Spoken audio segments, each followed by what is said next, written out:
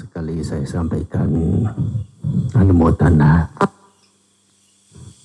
kepada para abuso yang telah menyisihkan waktu, kesibukan, keperluan di tempat keberdiaman dan berkegiatan masing-masing untuk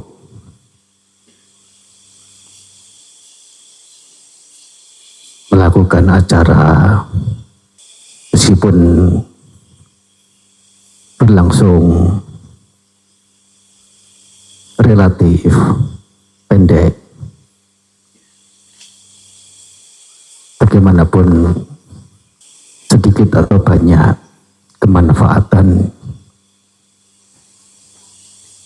bisa diperoleh sebagaimana yang Senggenayaka telah sampaikan 3 manfaat ya dalam kegiatan ini sebagai wadah untuk menjaga, merawat interaksi yang akrab. Ada kesempatan untuk mengembangkan batin, dan terlebih yang semestinya tidak kalah pentingnya adalah untuk saling berbagi pengetahuan. Posisi saya sesungguhnya bukan sebagai pengampu, melainkan ya sebatas sharing untuk dibahas bersama terkait dengan topik-topik yang patut untuk diangkat dalam kegiatan ini. Dan sesungguhnya uraian-uraian secara teoritis telah banyak disampaikan dalam kesempatan yang lain sebelum-sebelumnya. Dan itu saya merasa sudah cukup, bahkan lebih dari cukup, sehingga kesempatan perjumpaan kita pada kesempatan ini saya rasa ya menekankan pada berdiskusi bareng. Jadi dalam hal ini tidak ada pengampu. Itu maksudnya dari yang akan saya berikan. Bagaimanapun kita tidak bisa mengesampingkan pengetahuan-pengetahuan meskipun kita sudah pernah mendengar, sudah mengerti para Aryawan, para Arahanta, beliau selain dari berbahagia dengan diri sendiri dalam berada di kelengangan WBK, Salah satu yang mendatangkan kebahagiaan bagi beliau-beliau adalah ketika berjumpa dengan satu sama lain.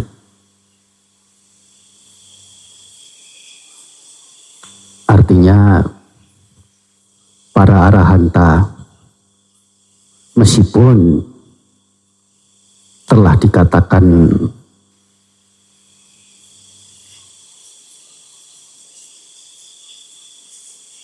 pelaksanaan kehidupan luhurnya telah selesai, musitang brahmacaryang, tatanggaraniyang, kewajibannya juga telah dilakukan, selesai sudah. Tetapi tidak menutup kesempatan untuk berjumpa bersama dan membahas dhamma bersama. Banyak disampaikan di suta-suta. Bante Sariputta, Bante Moggallana, Bante Anuruddha, Bante Ananda, Bante-bante yang lain berjumpa untuk berbincang dhamma. Ini bukan semata karena beliau-beliau itu tidak mengerti, belum mengerti, tidak jelas, ragu, atau hal yang lainnya. Melainkan bahwa dhamma punya rasa yang manis. Meskipun sekian kali didengar, sekian kali dipikirkan, sekian kali dikembangkan, senantiasa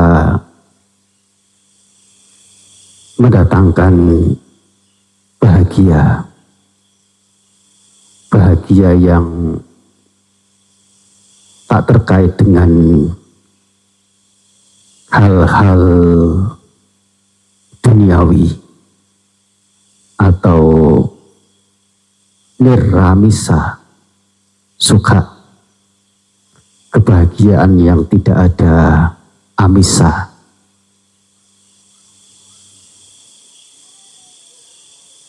Kata amisa di sini secara umum artinya adalah hal-hal duniawi, yaitu hal-hal yang terkait dengan bukan hanya dunia manusia, melainkan seluruh ke-31 alam itu disebut duniawi. Sehingga perjumpaan kita tentu kita semua berharap untuk mendapatkan kemanfaatan, kebahagiaan, khususnya adalah nirramisa sukha ini. Meskipun sifatnya adalah tatangga, artinya khusus terkait dengan objek-objek tertentu, perihal-perihal spesifik, sejauh yang diri bisa tumbuh kembangkan.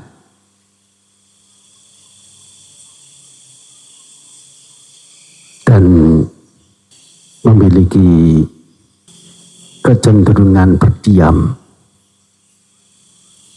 dalam kepadaman penderitaan secara benar, yang kalau dalam istilah palinya ya berdiam dalam aja saya.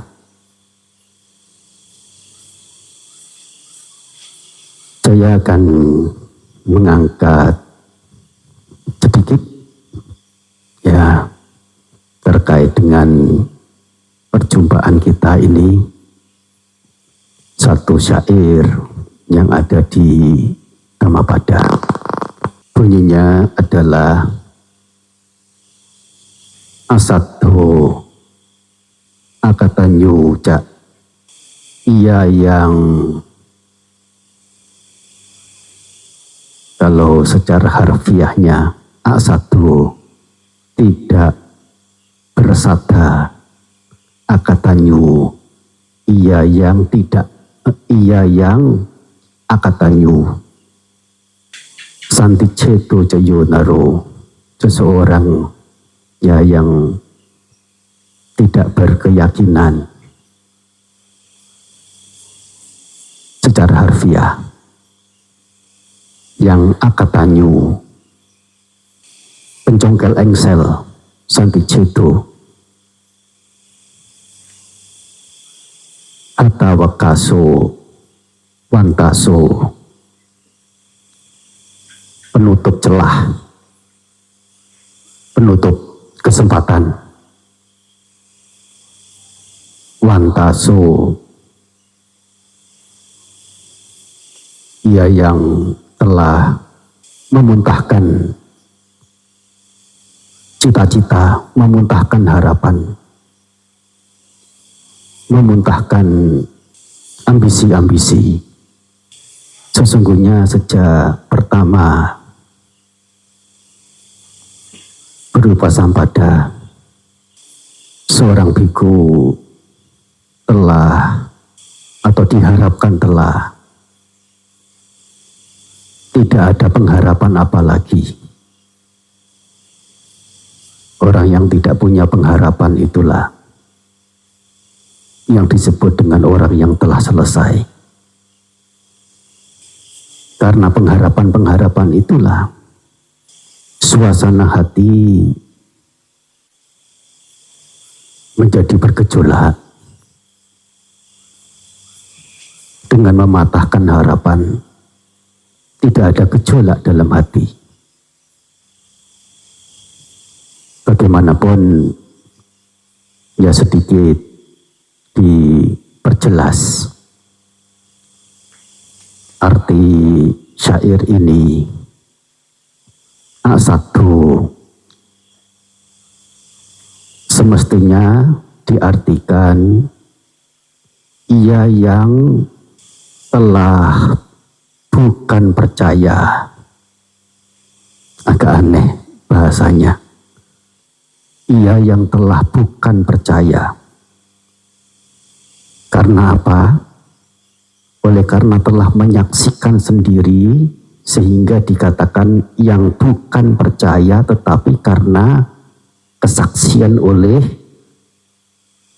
mata sendiri, yaitu mata kebijaksanaan, telah menembus nibbana.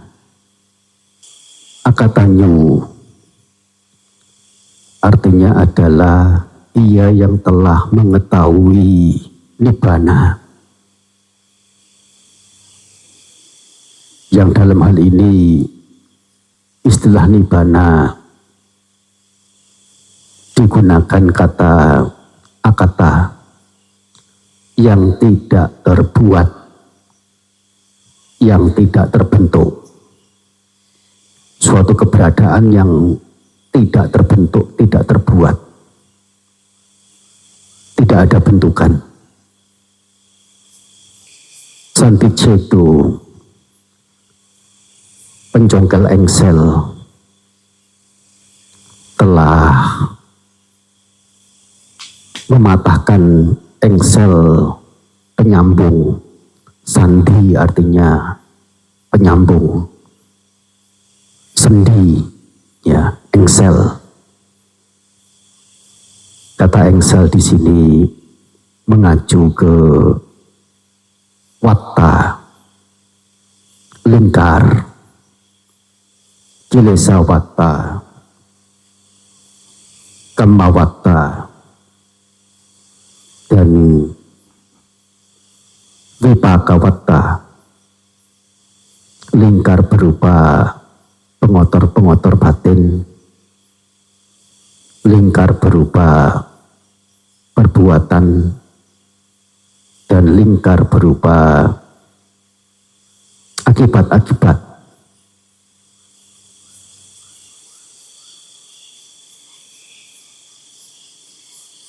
Ini yang disebut dengan wata, atau punya istilah yang lain samsara, perjalanan. Atau juga disebutkan dua-duanya, wata samsara atau samsara wata. Secara umum artinya adalah perjalanan melingkar yang namanya perjalanan adalah tindakan bergerak dari satu titik menuju ke titik yang lain sebagaimana yang diharapkan. Tetapi itu adalah perjalanan orang yang pandai, perjalanan orang yang pintar. Untuk mereka yang tidak pintar atau mereka yang belum pintar, tidak tahu, tidak sadar bahwa perjalanan yang sedang dilakukan, yang dia lakukan, yang mereka lakukan, ternyata sesungguhnya adalah perjalanan yang punya ciri melingkar. Yang namanya perjalanan melingkar ini tidak menuju kemana-mana, tidak pergi kemana-mana, hanya karena ketidaktahuannya ini terus berjalan. Nah, ini adalah keberadaan mereka yang tidak mengetahui atau yang belum mengetahui.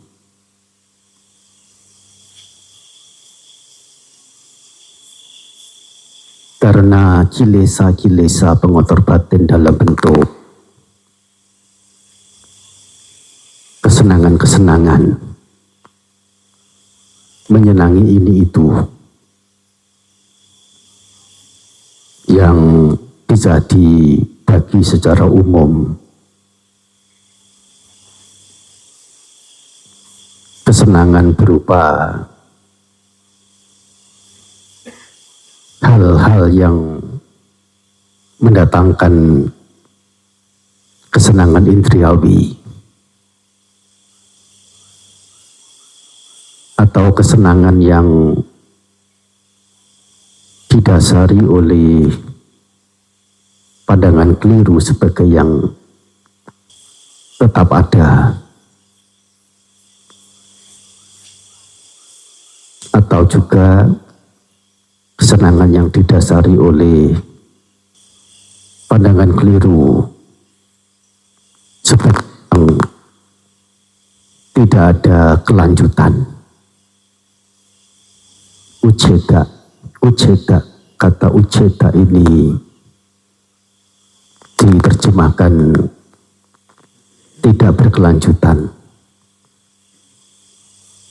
Dari kata uceda, ceda artinya potong. Itu mengangkat, jadi mencabut atau tercabut. Artinya bahwa yang ada ini sekonyong-konyong ada, dan keberadaan ini tidak berkelanjutan.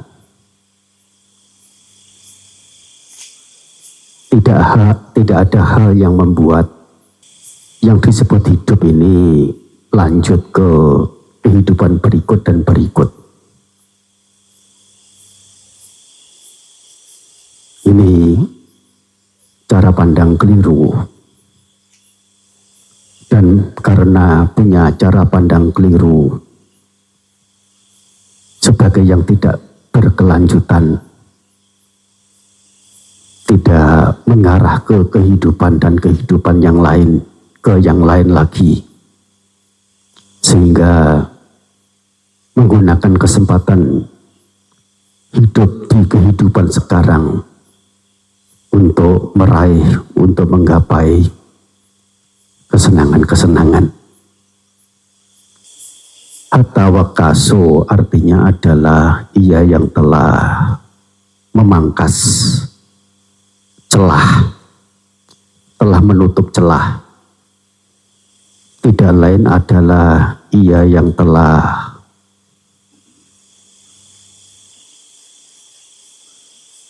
menghancurkan benih-benih perbuatan, baik perbuatan buruk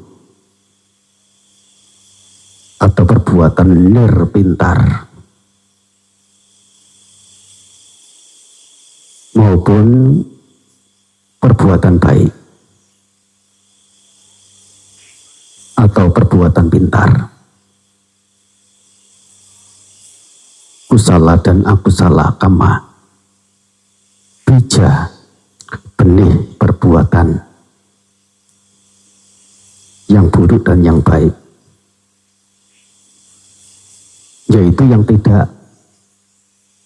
sudah tidak melakukan perbuatan lagi, yang telah memangkas kama perbuatan.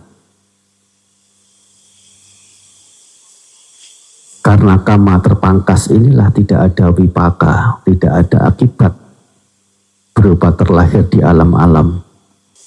Dan karena tidak ada kelahiran di alam-alam, tidak ada menyenangi alam-alam itu, artinya tidak memungkinkan untuk mengkondisikan kemunculan kilesa dalam bentuk tanha, kesenangan atau kegandrungan. Dan karenanya tidak memicu munculnya perbuatan.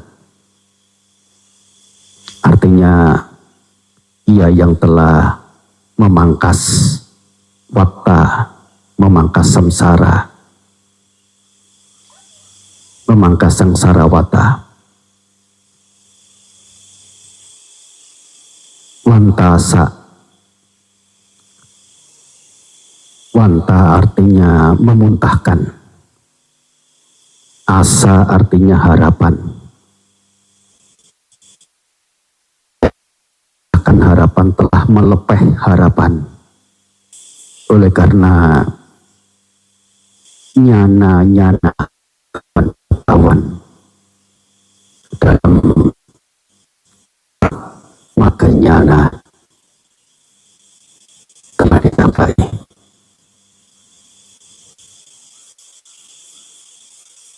Orang yang seperti ini disebut sebagai orang utama. Kata utama ini dipakai dalam bahasa kita. Arti kata utama ini apa menurut kita ya?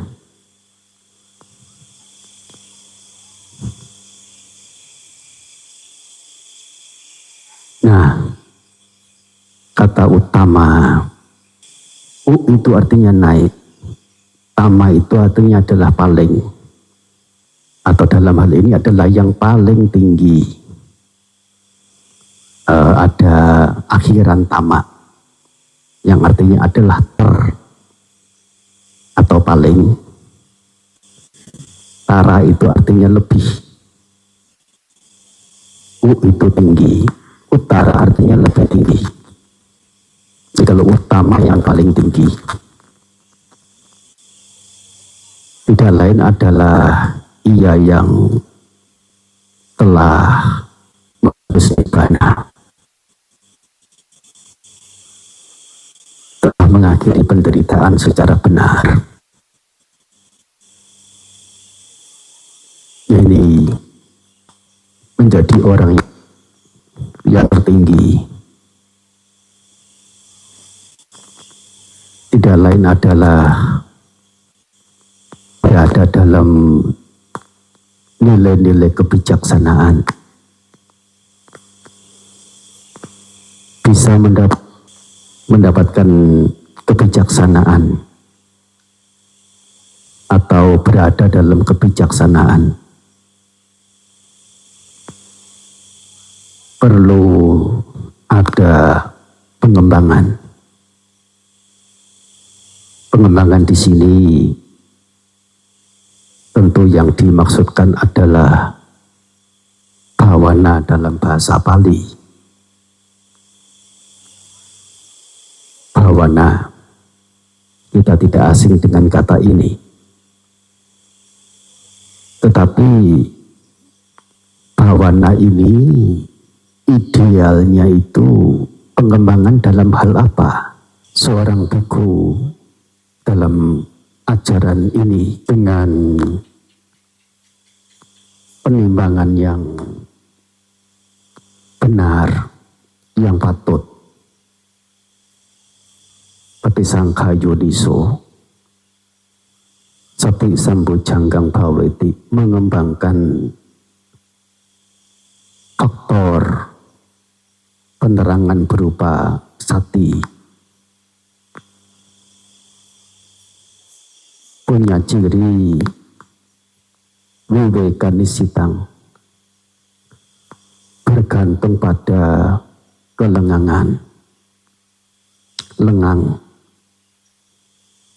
Kita sering mendengar kata lengang ini dalam pencapaian jana atau dalam batasan makna kata jana.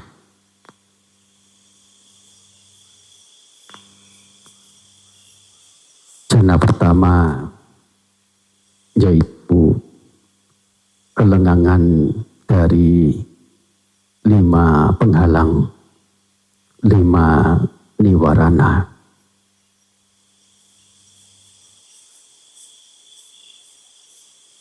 Tetapi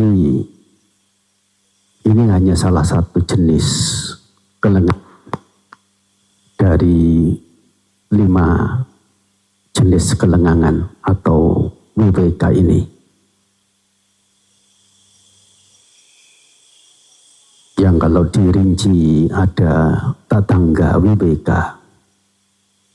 Kelengangan didasari penembusan pada objek dengan keikutsertaan kebijaksanaan. Dan yang disebut kebijaksanaan ini idealnya adalah penembusan 4 kebenaran Arya. Ada tatangga viveka, ada vikambana viveka. Vikambana artinya penyingkiran.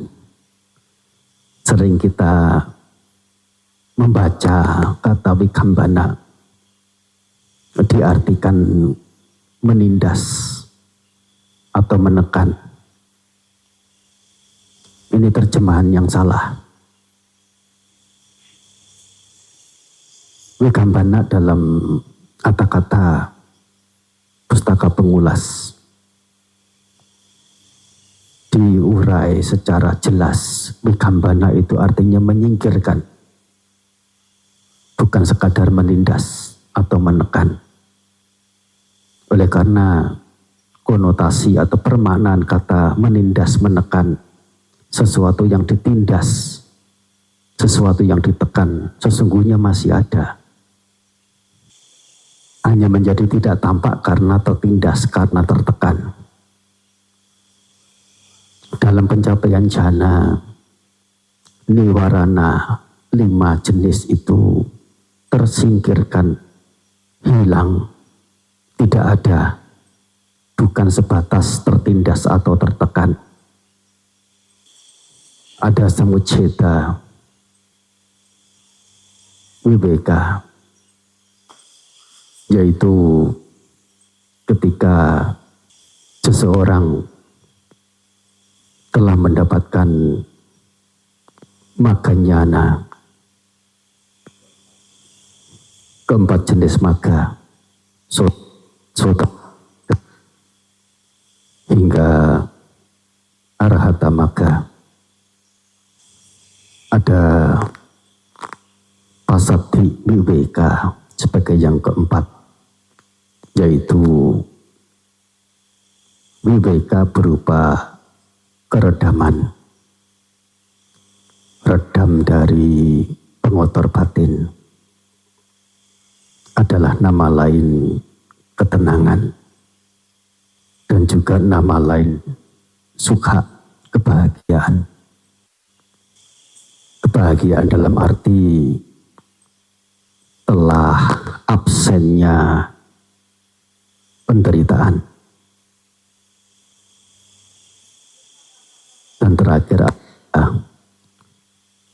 Nissarana Viveka. Nissarana artinya adalah pengusiran atau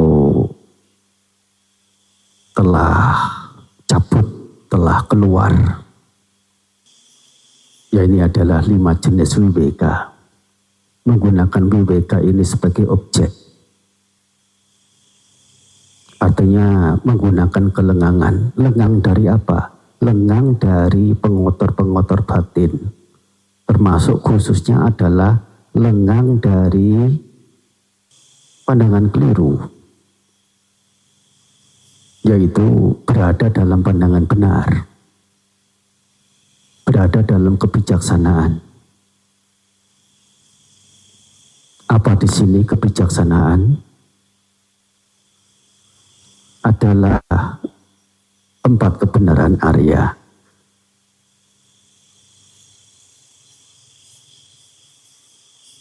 Mendengar kata 4 kebenaran Arya, semestinya kita menjadi muncul ketergugahan atau sangwega, bahwasanya demikian ini keberadaanku masih berada dalam poin kebenaran Arya yang pertama dan yang kedua, yaitu berada dalam dukkha dan berada dalam kemunculan dukkha. Terus kemunculan dukkha dibuat oleh diri sendiri, mendatangkan dukkha, penderitaan diri sendiri yang mengenyam, yang menerima, yang mendapati. Sejauh apa kita telah terpikir, terlebih telah berupaya untuk mengarah ke poin kebenaran Arya ketiga dan keempat, yaitu berada di jalan Arya. Jalan Arya berunsur 8. Untuk mendapatkan nirodha, kepadaman penderitaan. Terkait dengan 4 kebenaran Arya ini, perlu diingat kembali bahwa melalui penembusan pada 4 kebenaran Arya inilah pemahaman sebagai yang tidak tetap itu muncul. Bagaimana ini bisa terjadi? Karena dukkha. Dukkha ini ada. Dan dukkha ini menjadi ada karena ada kemunculannya. Dukkha samudaya. Karena dukkha ini ada kemunculannya, sesuatu yang wajar mengalami kemunculan, sesuatu itu akan wajar pula mengalami kepadaman. Dukkha ini ada kemunculannya, pastinya juga ada kepadamannya. Dan karena ada kepadamannya inilah jalan menuju ke kepadaman penderitaan menjadi ada. Bagaimanapun dalam hal ini kita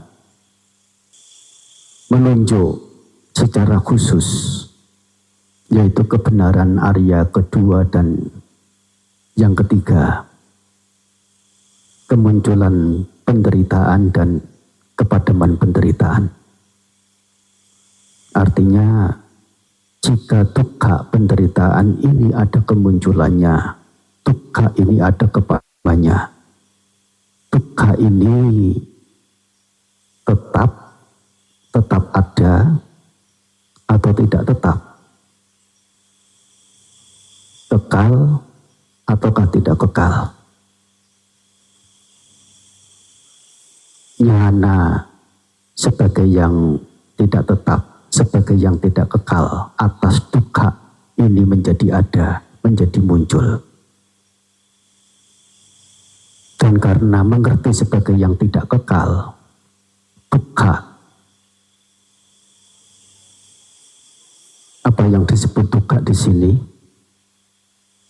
adalah upadana khandha, gugusan-gugusan penyebab kemelekatan. Kalau hanya pancakandha saja titik, tidak ada masalah. Masalahnya adalah pancakandha 5 gugusan ini menjadi tempat atau menjadi sebab, menjadi alat juga bisa munculnya kemelekatan. Dan bagi orang bijaksana, kemelekatan ini adalah identik dengan penderitaan, berupa ratap tangis, berupa kesedihan, derita jasmani, derita batin, kesesak hatian, upayasa. Sesungguhnya yang disebut dengan penderitaan adalah upadana khandha, panca upadana khandha, 5 gugusan penyebab kemelekatan. Ini mengerti bahwa dukkha ini tidak, dukkha ini yaitu pancakandha, penyebab kemelekatan ini tidak semestinya digandrungi, tidak semestinya dicintai, tidak semestinya dilekati. Ini. Dan karena ada pemahaman sebagai yang tidak tetap, anicca sanya, muncul pemahaman sebagai keberadaan yang tidak mampu bertahan, bahwasanya dukkha ini punya ciri tidak mampu bertahan, yaitu dukkha Arya saja, mengacu lebih ke hal-hal yang tidak menyenangkan secara wedana, secara pengenyaman atau perasaan. Dukkha yang kedua ini yang merupakan penyimpulan dari anicca. Anicca dukkha sanya. Dalam sebab sebagai yang tidak kekal, muncul pemahaman sebagai yang tidak mampu bertahan, dalam arti selalu mengalami kepadaman dan terus mengalami kepadaman. Ini dukkha sanya. Dan karena menembus sebagai keberadaan yang terus mengalami kepadaman, inti pokok yang dimengerti sebagai yang ada, yang kekal dalam bentukan.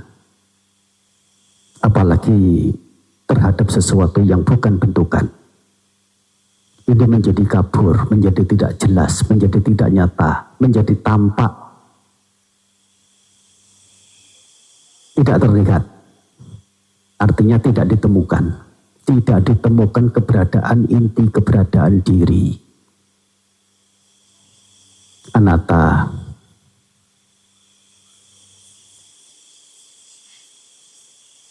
Tukhe anatta sanya.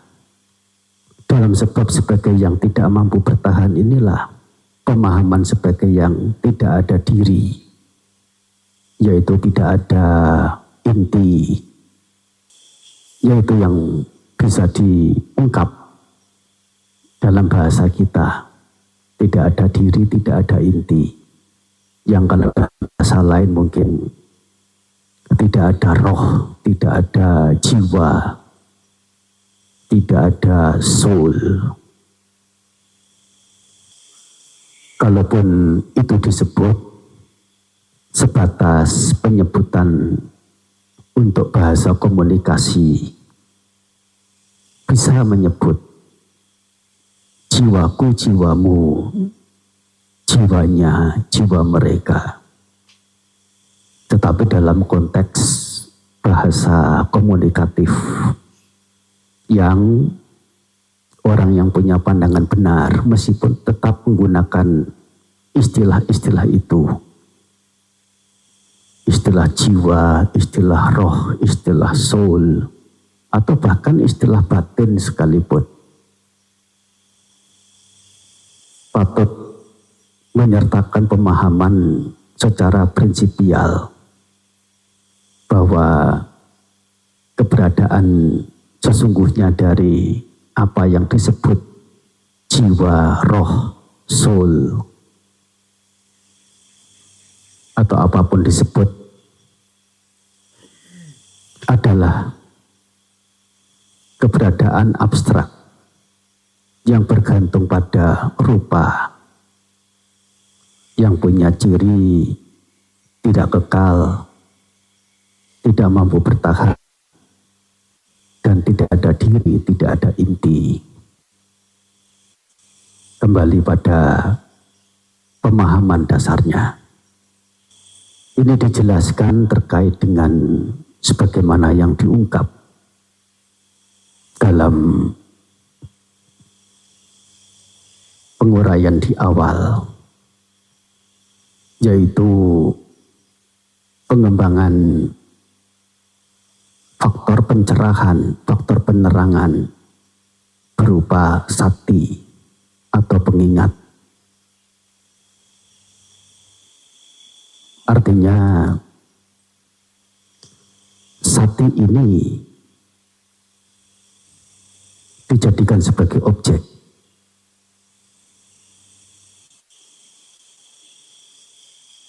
Apa yang menengarai sati ini? Yang menengarai sati, mengerti sebagai sati adalah sanya.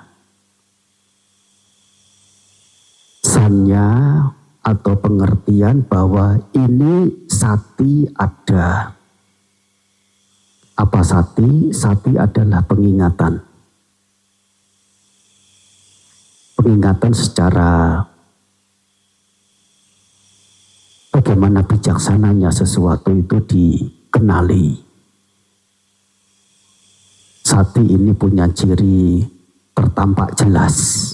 Apa yang tertampak jelas adalah sesuatu yang sedang diperhatikan itu. Tampak jelas, keberadaan tampak jelasnya objek itulah disebut ada sati.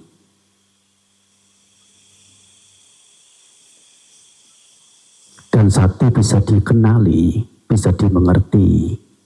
Itu karena keberadaan sanya, mengerti, oh ini sati. Nah, sesungguhnya objek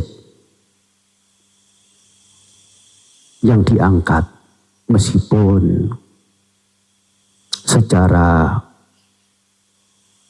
temanya itu adalah sati, tetapi di balik itu adalah terkait dengan pengertian bahwa ini sati, ini pengingat. Sanya inilah yang dijadikan sebagai objek.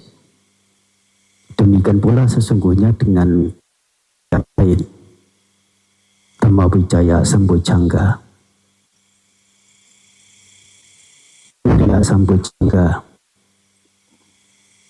Piti Sambojjhanga, Pasati Sambojjhanga, Samadhi Sambojjhanga, dan Upekkha Sambojjhanga. Semuanya itu adalah sanya-sanya, pengertian-pengertian, pemahaman-pemahaman. Yang keberadaan sanya ini dimengerti secara benarnya, Patisangkhayodiso, dimengerti secara 4 kebenaran Aryanya. Dalam arti dimengerti secara sebagai keberadaan yang tidak tetap, tidak mampu bertahan, dan tidak ada diri, tidak ada inti. Keberadaan sati sedemikian rupa. Ini yang disebut dengan viveka nisita, bergantung pada viveka, artinya lengang. Lengang dari pengotor batin, lengang dari pandangan keliru karena berada dalam pandangan benar, menembus 4 kebenaran Arya, punya pemahaman sebagai yang anicca, dukkha, anatta, dan berangkat dari kepemilikan pengertian, pemahaman sebagai yang tidak tetap, sebagai yang tidak mampu bertahan, dan sebagai yang tidak ada diri. Orang yang punya pengertian demikian ini tentu setelah mengerti bahwa sesuatu meskipun menyenangkan itu adalah tidak tetap, artinya akan mengalami kepadaman, akan terpisah dari diri, dan keberpisahan dengan hal yang menyenangkan itu adalah kekecewaan, dan kekecewaan itu adalah penderitaan. Dan orang yang pintar, yang pandai, setidaknya orang yang bijaksana, tidak menginginkan diri menderita. Anicca sebagai alat yang luar biasa ampuh. Seseorang bisa memadamkan penderitaan secara benar karena memahami ketidakkekalan, ketidaktetapan anicca ini.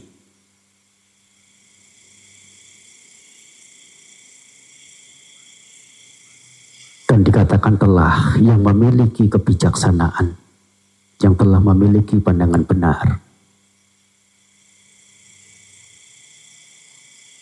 Demikian pula 2 pengertian lainnya. Keberadaan tidak mampu bertahan, mengerti sebagai keberadaan yang terus padam, menggandrungi, menyenangi, melekati sesuatu yang terus mengalami kepadaman ini adalah melelahkan dan mendatangkan kekecewaan juga. Menggandrungi dukkha, menggandrungi panca upadana, khandha, 5 gugusan penyebab penderitaan, penyebab kemelekatan. Sebagai yang tidak ada diri, tidak ada inti. Jika dukkha, yaitu 5 gugusan penyebab kemelekatan ini, sesungguhnya adalah tidak ada diri, dalam arti yang kosong. Yang ada hanya namanya saja, atau tampak ada kalau dilihat dari kejauhan, dilihat dari sisi dekatnya, sisi dalamnya, dipecah, dibelah, jelas tidak menemukan sesuatu yang sebelumnya tanpa ada itu. Oleh karena sesungguhnya adalah kosong. Sebagai yang punya keberadaan semu yang tampak terus ada, itu karena keberlanjutan. Sesungguhnya adalah kumpulan dari kemunculan dan kepadaman. Sehingga mengerti bahwa keberadaan yang tanpa ada dan berkelanjutan itu sesungguhnya adalah semu belaka. Oleh karena dilihat secara jelas, itu adalah sebatas kumpulan dari kemunculan dan kepadaman yang berkelanjutan. Tidak berpemilik, oleh karena masing-masing itu adalah salah satu faktor di antara sekian faktor pembentuk. Tidak ada empunya, tidak ada pemiliknya, tidak ada satu entitas atau satu bagian dari onggokan, dari tumpukan, dari gugusan itu yang berposisi sebagai pemilik. Semuanya adalah bagian pembentuk dan sebatas sebagai bagian saja, bukan penentu, apalagi pemilik. Dan keberadaan tidak ada diri ini ditembus oleh karena mengerti sebagai yang di luar kuasa, sebagaimana yang dipaparkan dalam Anatalakkhana Sutta, bahwasanya Pancakanda ini tidak ada diri oleh karena di luar kuasa, yaitu tidak bisa dengan menyuruh semoga rupa atau tubuhku ini seperti ini atau seperti itu, semoga pengenyam-pengenyam wedana ku ini seperti ini atau seperti itu, menjadi begini atau menjadi begitu. Tidak bisa dengan menyuruh. Semuanya melalui pengkondisian. Dan pengkondisian ini sangat variatif. Namanya pengkondisian.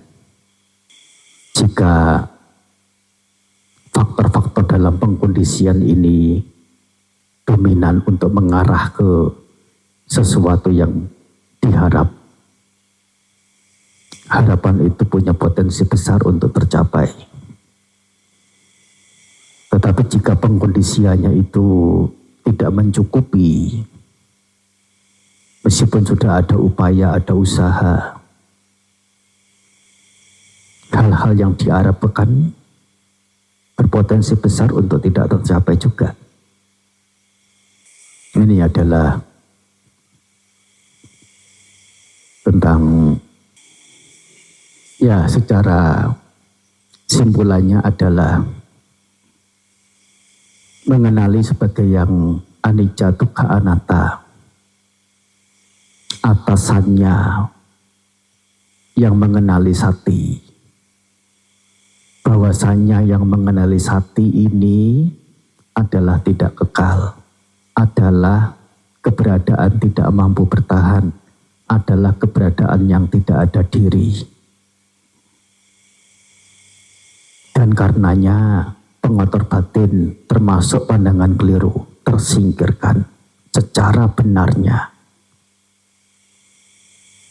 Ini yang dimaksud dengan wiwekadesita, bergantung pada kelengangan secara benar, karena ada patisangkha yoniso, menimbang secara benarnya, menimbang secara bijaksananya, secara seluk-beluknya, secara titik kemunculannya. Wiraga nisita bergantung pada wiraga. Kata wiraga adalah keberlanjutan dari pemahaman wiveka, karena ada kelengangan sehingga tidak ada pengotor, tidak ada noda. Bergantung pada tidak ada nodaan, wiraga nisita. Noda berupa pandangan keliru, noda berupa pengotor-pengotor batin yang lainnya, yaitu segala sangkata dhamma. Pancakanda ini utamanya sudah terbebas, sudah terlepas dari ternoda atau dinodai oleh pandangan keliru dan pengotor-pengotor batin lainnya. Disebut dengan wiraga nisita, bergantung pada ketidak ternodaan. Nirodha nisita tidak lain adalah kepadaman panca upadana khandha itu sendiri. Panca upadana khandha telah padam. Artinya tidak mengerti rupa sebagai rupa, tidak mengerti wedana sebagai wedana, tidak mengerti sanya, sangkara, winyana sebagai sanya, sangkara, winyana lagi. Karena semuanya itu kosong semu, tidak berpemilik dan di luar kuasa. Tidak menganggap itu sebagai itu artinya apa? Yang itu sudah tidak ada. Pancakanda tidak ada. Nirodha nisita. Wasaga parinaming, menjurus ke pelepasan. Pelepasan ini di pustaka pengulas dipilah menjadi dua, yaitu pelepasan dengan memangkas, tidak lain adalah bagaimana pengotor batin bisa terpangkas, terpotong, atau melepas dengan lari menjurus. Tidak lain adalah lari menjurus ke nibbana. Mengangkat nibbana sebagai objek yang secara otomatisnya pengotor batin ini juga tidak bisa tampil bercokol terkait dengan batin telah berada dalam objek berupa nibbana. Ini adalah yang disebut dengan wasaga parinaming, menjurus ke wasaga pelepasan, yaitu pelepasan dari pengotor batin atau pelepasan berupa pencapaian nibbana. Dan ini sesungguhnya yang menjadi inti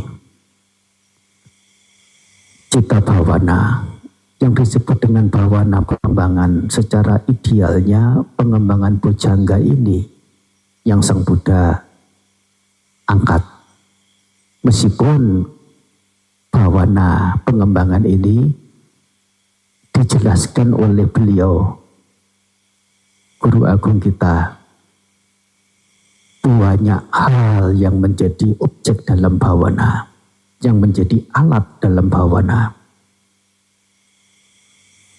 yang mana keseluruhan ajaran beliau 84.000 Dhammakantha digolongkan menjadi 4 saja, yaitu bagaimana upaya mencegah keburukan yang belum muncul, upaya bagaimana memangkas keburukan yang telah muncul atau hal-hal nirpintar, yaitu terjemahan secara mungkin akademisinya. Ya, kalau terjemahan secara kultural boleh diterjemahkan hal buruk. Upaya bagaimana memunculkan hal pintar, oleh karena kata kusala ini kenapa dikatakan lebih mengarah ke urusan bodoh dan pintar, nirpintar dan pintar, oleh karena cakupannya sangat luas, melampaui dari kata buruk dan baik saja. Itu yang mengapa disebut pintar dan nirpintar, kusala dan akusala. Bagaimana kemudian juga upaya merawat, memperbanyak, menjadikan sering hal pintar yang telah muncul. Keseluruhan ajaran beliau tercakup dalam 4 kategori ini saja.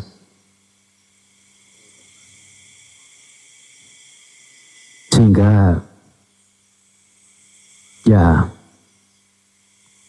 dari 4 jenis hal atau sama padhana 4, sama wayama 4, atau wirya, atau juga atapa, 4 hal ini dijelaskan secara luas dengan aneka perspektif, aneka jenjang, aneka tingkatan, aneka penjelasan. Bagaimanapun Sang Buddha telah dengan kebijaksanaan beliau mengangkat bujangga ini sebagai objek dalam bhavana. Bujangga bukan untuk dicapai, bujangga adalah untuk dikembangkan. Artinya seseorang setelah berada dalam sati, punya pengingatan, yaitu objek tampak jelas pada pengetahu atau citta atau cipta winyana, dan mengerti secara benarnya keberadaan itu, disebut punya sati, punya pengingatan. Ada pengingat di situ. Termasuk juga dicontohkan di sini bujangga berupa Dhammawijaya. Dhammawijaya, Dhamma artinya adalah perihal-perihal. Apa yang dimaksud perihal itu? Ada 4. Perihal berupa dukkha, perihal berupa kemunculan dukkha, perihal berupa kepadaman dukkha, dan perihal berupa jalan menuju kepadaman dukkha. Ini yang disebut dengan perihal atau dhamma. Wijaya artinya pemilahan, pemisahan. Memilah-milah, memisah-misah, yaitu mengkategorikan sesuatu yang diketahui itu berada dalam kategori mana dalam dhamma. 4 hal, yaitu dukkha, dukkha samudaya, dukkha nirodha, dan dukkha nirodha gamini patipada. Ini namanya Dhammawijaya. Keberadaan Dhammawijaya, kemampuan dalam memilah dhamma ini adalah juga sanya. Yang sanya, pemahaman ini punya ciri tidak tetap, tidak kekal, tidak mampu bertahan dan tidak ada diri yang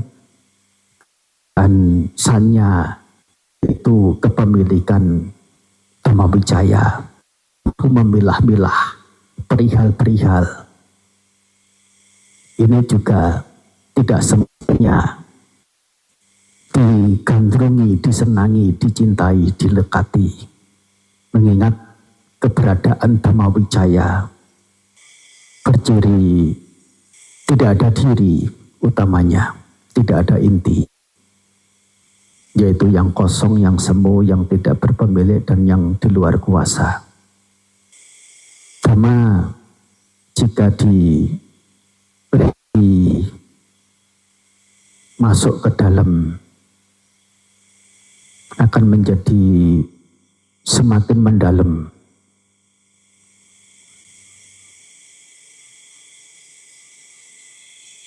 Dan bagi kita perlu mengetahui, menjadi jelas hal apa yang patut dimunculkan, hal apa yang patut dikembangkan, yaitu memunculkan secara benar, mengembangkan secara benar, tidak memunculkan, tidak mengembangkan secara keliru. Oleh karena tentu jika kita keliru, salah jalan, orang yang karena alasan apapun menjadi salah jalan, kemungkinan untuk mencapai tujuan sebagaimana yang diharap itu sangat kecil. Sehingga ini disampaikan sebagai refreshing, penyegaran, sebagai reminding, pengingatan. Dan untuk beberapa dari kita yang belum tahu, demikian rupa sebagai pengetahuan juga. Saya menjelaskan tidak lengkap dari 7 faktor penerangan, diangkat 2 faktor yang itu cukup sebagai percontohan. Untuk 5 yang lainnya punya penjelasan yang sealur, dan apabila ada hal yang kurang jelas tentang keberadaan 7 faktor penerangan, 7 faktor pencerahan, ya silakan untuk dibahas bersama pada kesempatan yang lain. Saya rasa cukup untuk sesi ini sebagai sharing pembuka dalam kegiatan keakraban dan cita bhawana pada kesempatan ini. Saya rasa cukup. Saya kembalikan kepada pembawa acara.